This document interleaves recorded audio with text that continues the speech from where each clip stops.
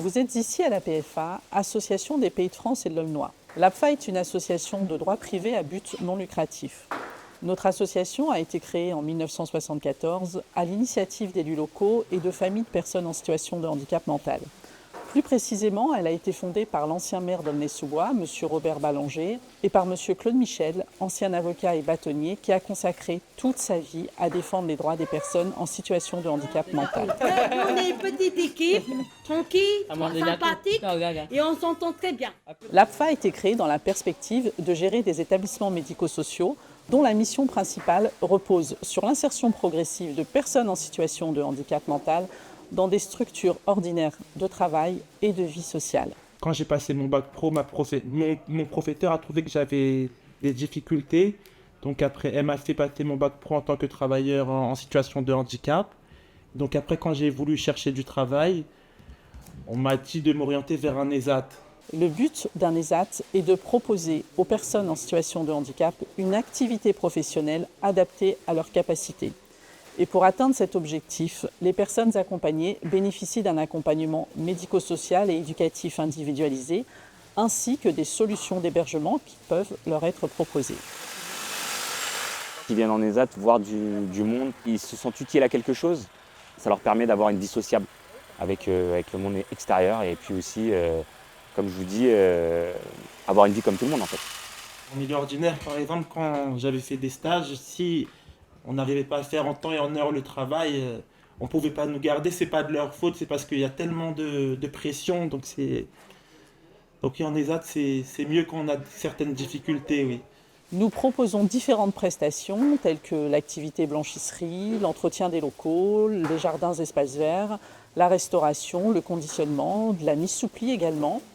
Et par ailleurs, nous avons à la PFA une capacité organisationnelle et logistique pour répondre à des besoins bien spécifiques des clients. Là, on va aller sur Campanile pour livrer les 2 chariots et on va ramener le sale.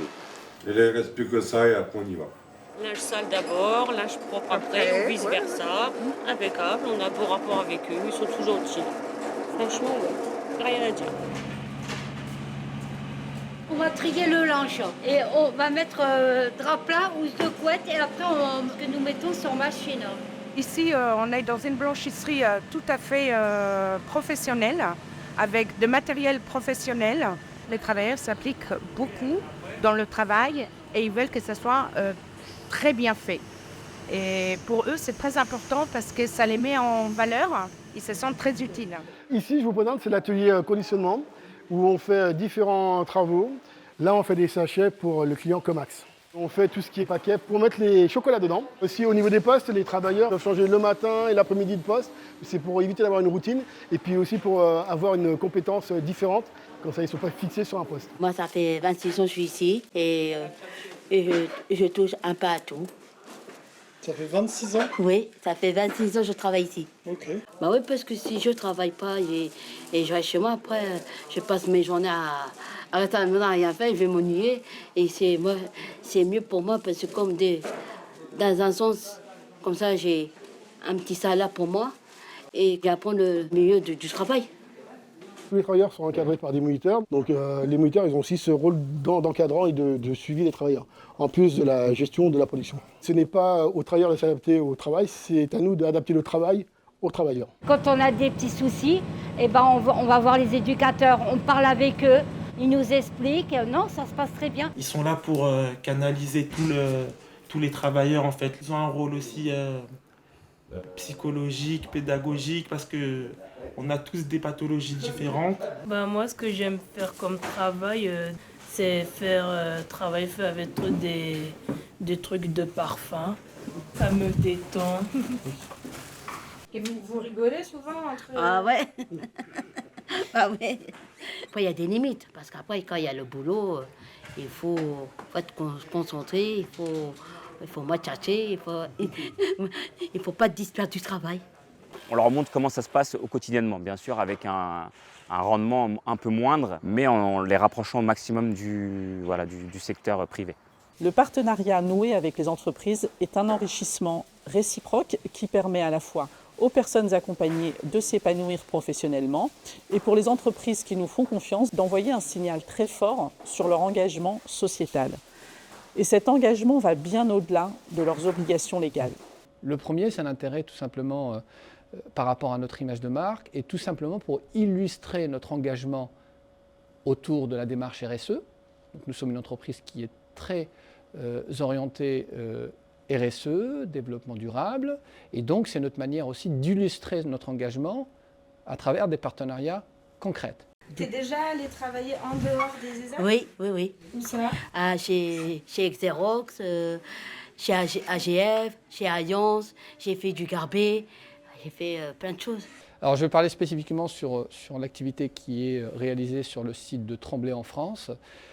C'est une activité où ce sont des tâches qui sont très variées en fait, et donc ça passe par des tâches simples, de l'ouverture de courrier, de l'horodatage de courrier, du tri de courrier, la complétude et la mise à jour du portefeuille client de nos clients, qui sont des acteurs majeurs dans le secteur banque et assurance. Aujourd'hui, on va chez Decathlon visiter deux de nos travailleurs qui sont en poste là-bas depuis 6 mois. Decathlon qui a envie d'intégrer ces personnes-là.